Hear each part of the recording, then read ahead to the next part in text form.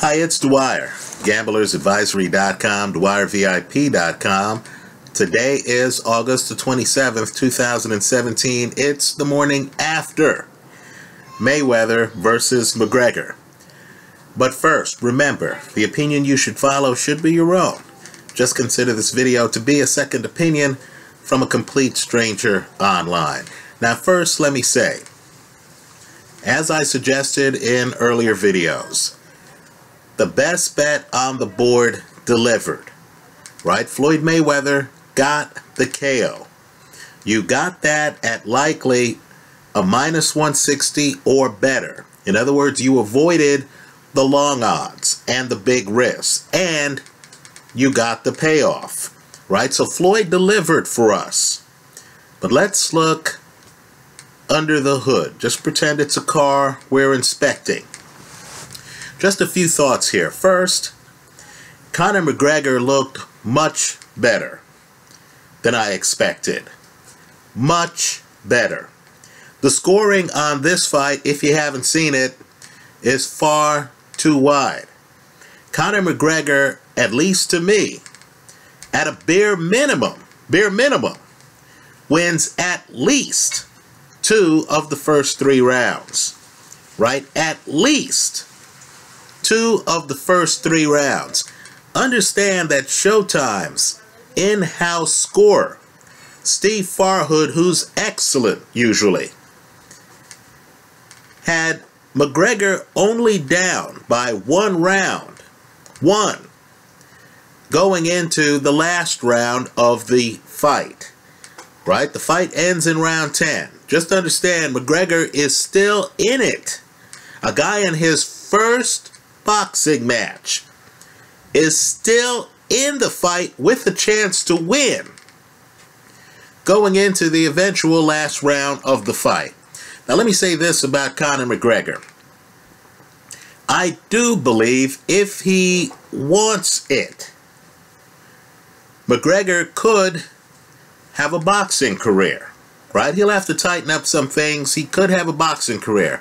But what I want McGregor to do, and I'm serious about this, and I'm someone who's a little bit older, I've seen athletes who have, let's say, stayed in their sports too long, who now have slurred speech, who now have rebuilt knees, rebuilt hips, right? Who you look at today and you can't imagine that the guy was a dominant athlete 20 years earlier, right? From this seat, I believe that McGregor, who earned a minimum of $30 million, right? Depending on the report, McGregor earned a floor of 30, maybe as high as $100 million.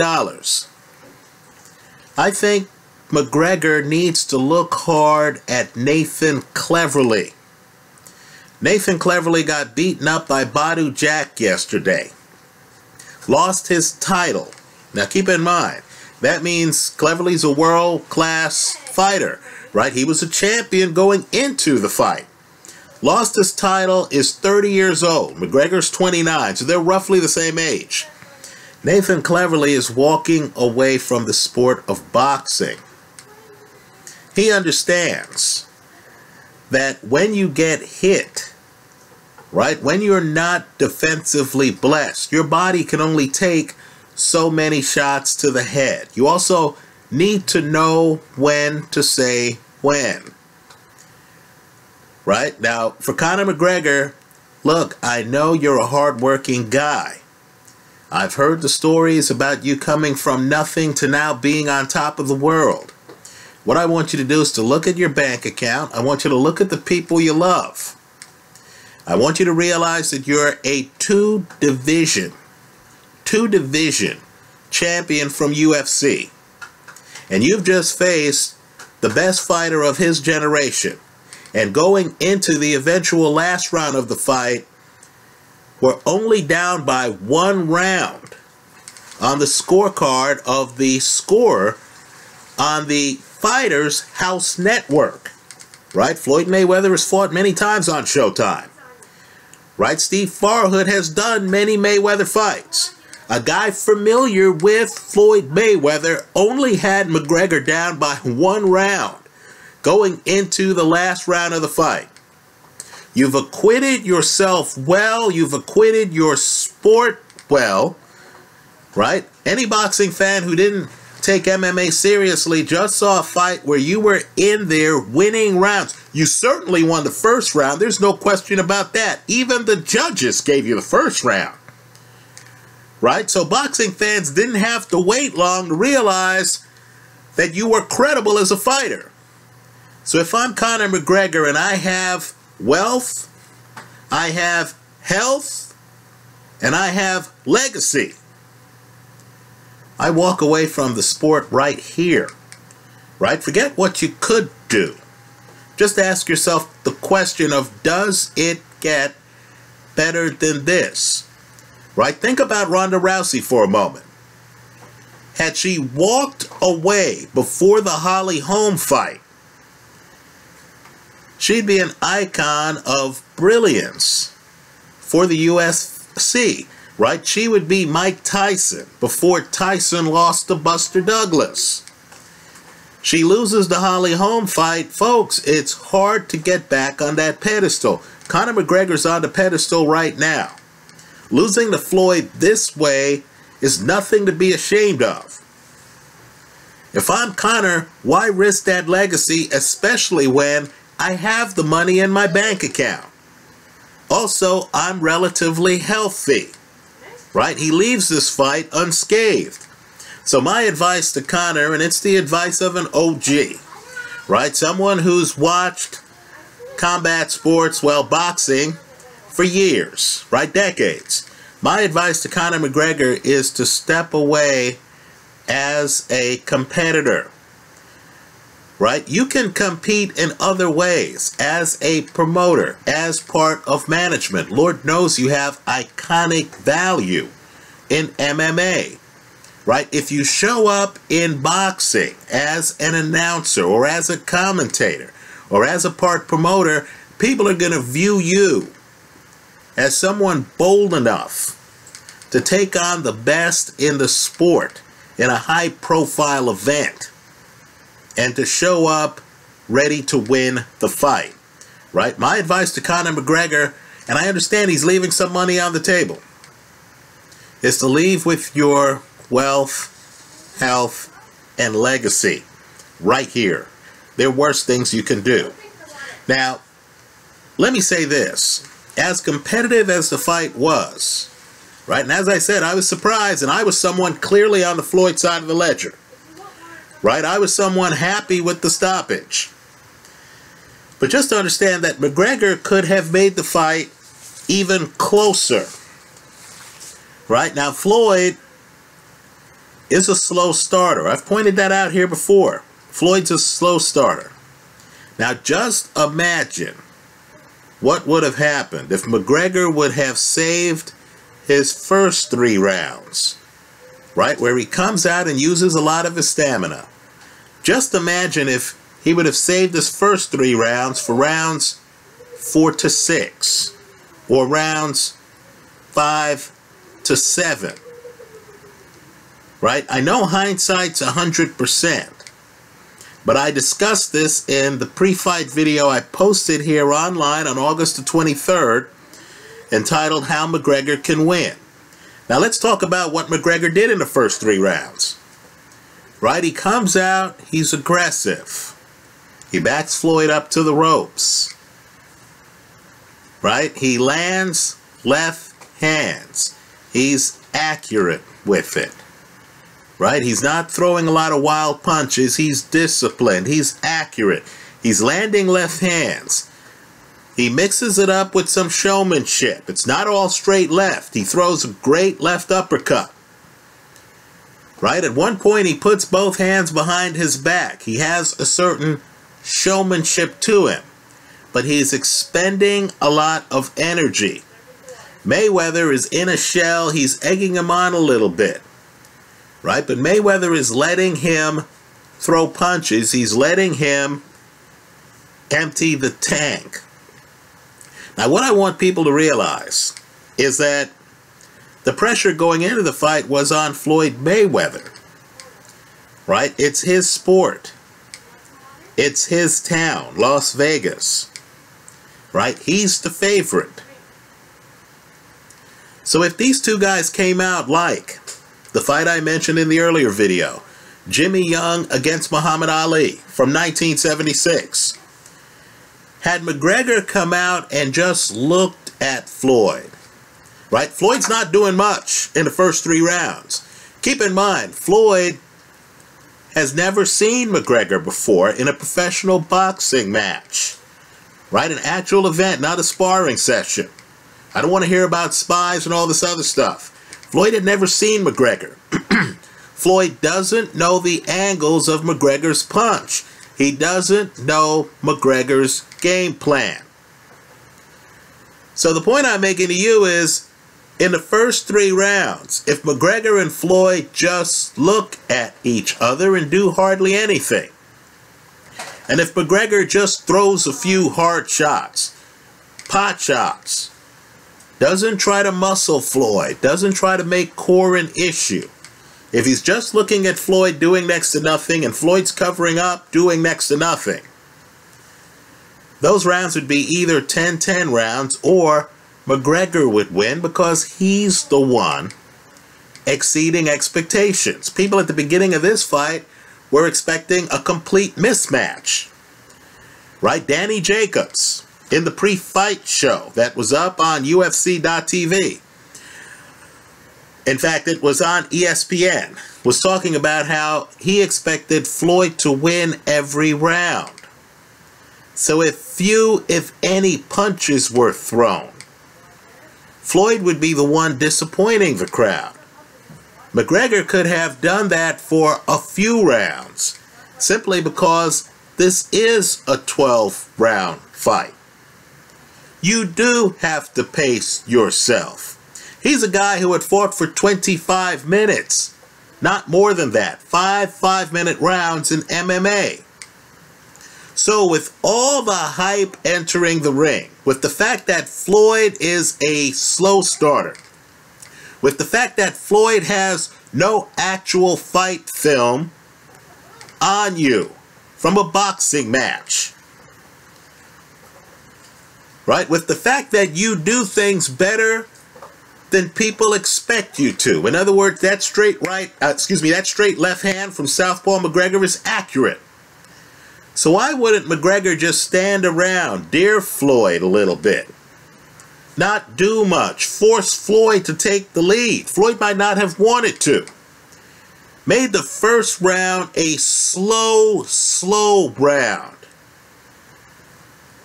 Built the excitement a little bit while protecting his stamina. I'm telling you, Jimmy Young did that against Ali, and this was Young's shot at the heavyweight title.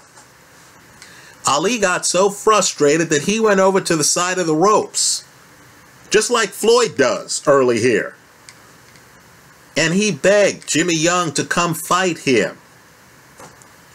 Right? What Ali didn't want to do was take the lead on a counter. Now, had McGregor just kept the first 3 rounds slow, not tried to muscle Floyd over to the side of the ropes, not tried to throw volume, had he saved himself for round 4, I'm just telling you, this fight would have been qualitatively different, right? If the first 3 rounds were 10-10 rounds, if they had such little action that people would feel embarrassed to even try to justify giving Floyd Mayweather the round, then you get to the 4th, 5th, 6th round. I'm telling you, Floyd reads opponents like a newspaper. If you give Floyd nothing to read, he'd be trying to figure it out in the middle of the fight when there's less time left to dominate. Instead, McGregor rushes out. It's exactly the wrong strategy. You can plug in whatever name you want, right?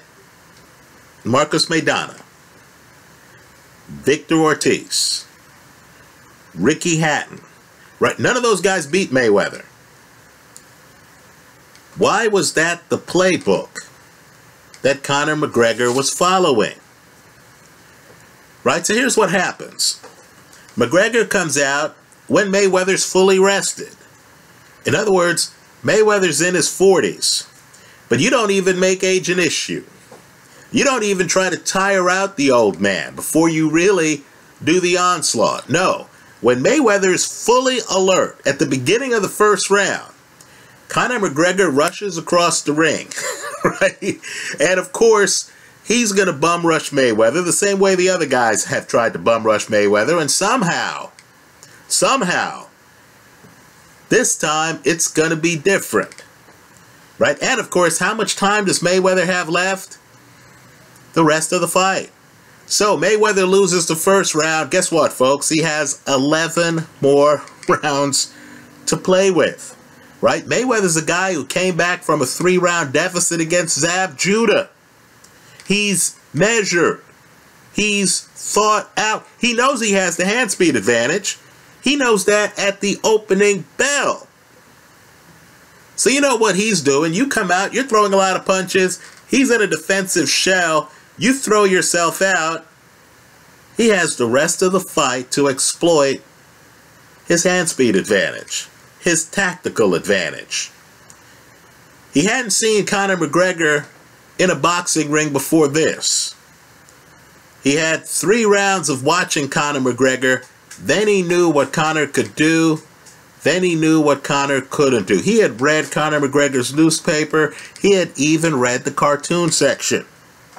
So, let's talk about angles. Let's talk about greatness. At the highest levels of the sport, as I like to say here online, it all comes down to angles. The best angle of this fight, in my opinion, was when Floyd moves his head to right here. This is literally where he has his head. I'm Conor McGregor. He moves his head to right here, just right off Conor McGregor's chest, just a few inches away. He has his hands up like this. He figures out that McGregor needs space to throw his shots, that McGregor doesn't have a short right hook, his lead hand, right? McGregor doesn't know what to do when Floyd Mayweather puts his head right here and has his arms up. McGregor literally doesn't know what to do. Right? Floyd also realized that McGregor was one-handed. He has a left hand. His right hand, simply put, is ineffective. Now, I'm going to sound hard here. Just understand, I was impressed with McGregor. McGregor had a lot more going on than I thought he does. I do believe he could have a pro boxing career. But this was a guy in his first fight. Right? Here online, at least on this site, we try to analyze boxers. I'm going to sound hard. Just understand, it's from a position of admiration of Conor McGregor. Right? This guy has stones. I have nothing but respect for a guy who says, you know what, I want to box, I want a credible opponent, why not take on the guy who's 49-0? Right? Had McGregor won this fight, wow. Right? This is not a guy trying to do it the easy way. This is a guy trying to do it by going through Floyd Mayweather. I got the utmost respect for that. But just understand, he's not two-handed. Right? His right hand, let's just say, he couldn't throw a jab that was going to keep Mayweather outside. Mayweather's collapsing the pocket on him. Right? I told you in a pre-fight video I thought Mayweather was going to be front foot because Conor needs to extend his arms to be effective. So Mayweather's smothering him. Mayweather's invading the pocket on him. Now I'm just telling you that if Mayweather, we'll just throw out names so you understand skill levels. If Mayweather tried to do that on Larry Holmes, a guy with a jab, right, Mayweather would have been busted up. Right? Just food for thought. That's why guys have jabs. Right? If Mayweather tried to do this on, I'll name another guy with a good jab. Gilberto Ramirez, the 168-pound champion, a name you need to know. Mayweather would have been busted up because that guy has a jab, right? This is what a jab does for you. Conor McGregor didn't have a jab.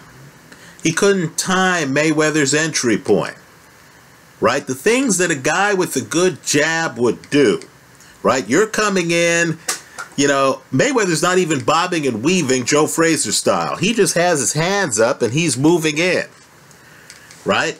Buster Douglas, Mike Tyson. Tyson's trying to move in just like this. Buster Douglas goes to work with a jab, right? Mayweather realized that Conor didn't have a jab, didn't have a plan B, right? You get inside jab range, you know, somebody else would lead with a right hook, right? Conor McGregor didn't have that. Conor McGregor's right hand underdeveloped, right? Also, Conor needs to have space to throw punches. What does that mean? As hard as Conor McGregor hits, and he hits hard, right? You look at his MMA films, guys are getting dropped off Conor McGregor lead left hands, right? But just understand, what that means is if you get inside on Conor McGregor needs to back up to create space to have that power, right? Conor McGregor has no power on his back foot. So, this wasn't Gene Fullmer against Sugar Ray Robinson, right? This isn't Sonny Liston against Ali, where the guy is rushing in, the other guy is backing up. And then they throw what's called anchor punches. If you're into boxing, you know what I'm talking about. Just Google it. Anchor punch, Sugar Ray Robinson. Right? Floyd Mayweather, who's a hardcore student of the game, knew that Conor McGregor didn't have an anchor punch. In other words, as Floyd comes forward and collapses the pocket, Conor McGregor backing up didn't have offense. Didn't have power. Let's talk about something else. It's a center of gravity, right? The great fighters out there, Floyd Mayweather among them, you can't touch the guy's upper body because the upper body is on a swivel at the hips. Keep in mind, boxers are all about the waist up. This is different from MMA. Right? A boxer can make his upper body disappear. Sergio Martinez used to bounce, right?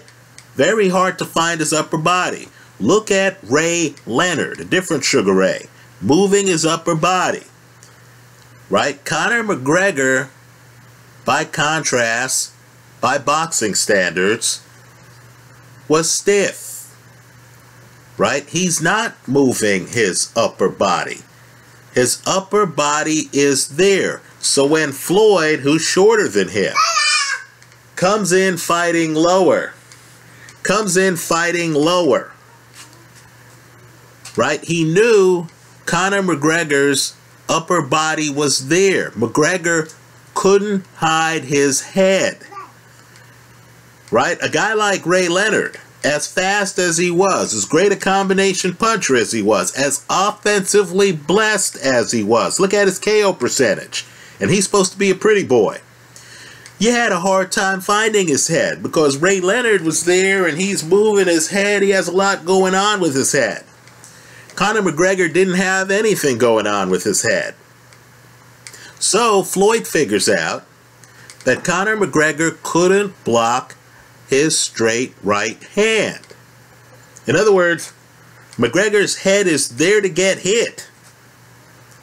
Right? There's no shell around McGregor's head.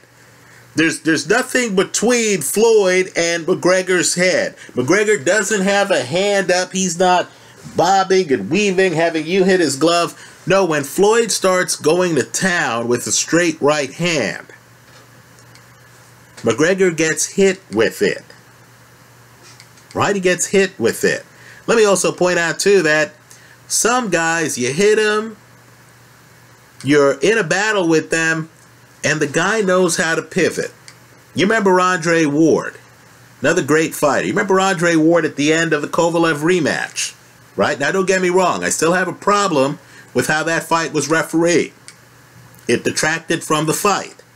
But just understand, when Kovalev gets hurt, he doesn't know where Andre Ward is. In other words, Andre's hitting him to the body, but Andre's over here. Right? Andre's off at side angles. Andre's over here. Right? Kovalev couldn't close his eyes and just throw a shot. Right? Andre's pivoting all around him. Now, when Floyd gets inside, McGregor is just going in straight lines. So Floyd hits him with the right hand. McGregor isn't going to pivot like Andre Ward and come back with something over here where Floyd actually has to turn and deal with him. No, McGregor gets hit with punches and he goes straight back. So you get the dynamic of Floyd hitting him with right hands, and McGregor just tries to create space by going straight back. Keep in mind, when McGregor's going back, he doesn't have any power. Right? As I said, he's not Ray Robinson against Gene Fullmer. So the end of the fight is Floyd cracking McGregor's code. He's just throwing straight right hands. By the way, the left hook's landing too. But Floyd realizes he could really load up on the straight right hand. Right? And Conor didn't quite know how to clinch him. I know there are numerous clinches in the fight. But what I want you to do is to look at the clinch. Right? Conor's trying to grab Mayweather. Mayweather has a hand up, doesn't he? Many of the clinches have Mayweather. Understand the way the clinch is. Conor's grabbing Mayweather, who's pushing back with a hand. Right? He has his right hand up. So McGregor's never able to really smother Mayweather's power. Right? So, what you had here was a guy who was more charismatic than Mayweather. I'm not sure.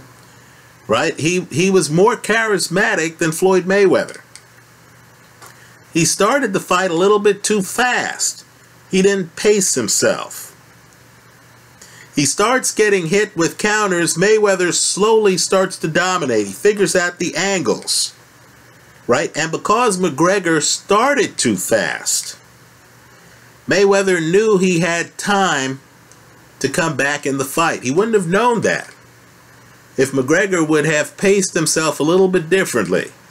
Right? Think Bernard Hopkins in some fights where Bernard hardly does anything. Bernard Hopkins, Jean Pascal.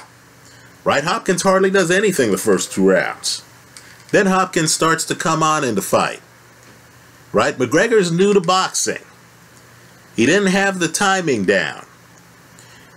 He shoots his wad early in the fight. He's spent in the second part of the fight.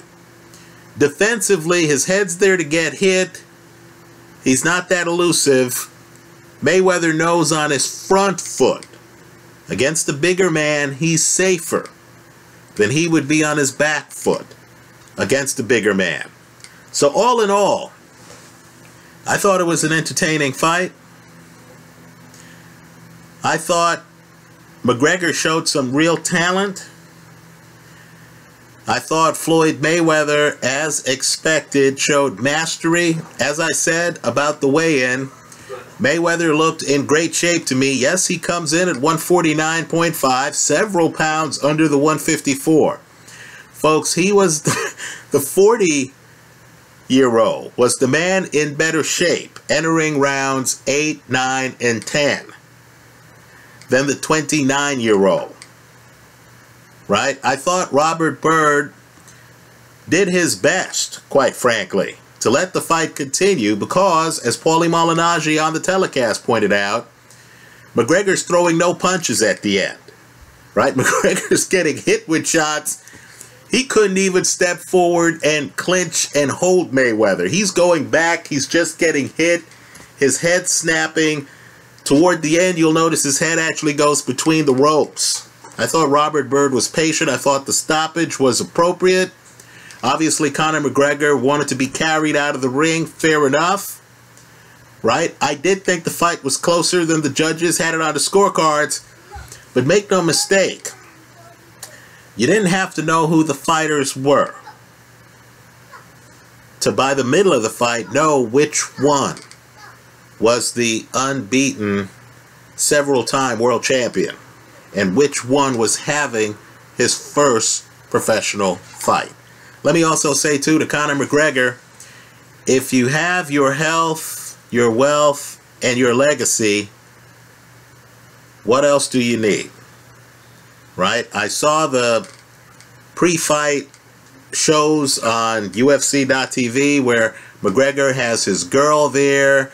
You know, she's either pregnant or they have a new kid or something like that. He has a young family and stuff like that. Hey, shower your money on your family. Even if you want to get back in the ring, just ask yourself, does it get better than this? You want to know what the fight crowd knows about Conor McGregor? That he showed up, fought the best, and tried to win the fight. And was able to make it to the 10th round. Wanted the fight to continue after the referee stops the fight, with McGregor on his feet. Right? In my opinion, if you're an MMA guy, that's a great legacy to have in boxing. Don't make the mistake now of saying, hey, I want Keith Thurman. I want Terrence Crawford, right? Because, hell, he's fighting that level of fighter here, right? You know, don't make the mistake of saying, I want Paulie Malignaggi, and then have Malignaggi there snapping a jab, busting you up because you're not defensively blessed. Understand, Malignaggi went the distance with Miguel Cotto, right? Makes it to the 11th round against Prime Amir Khan.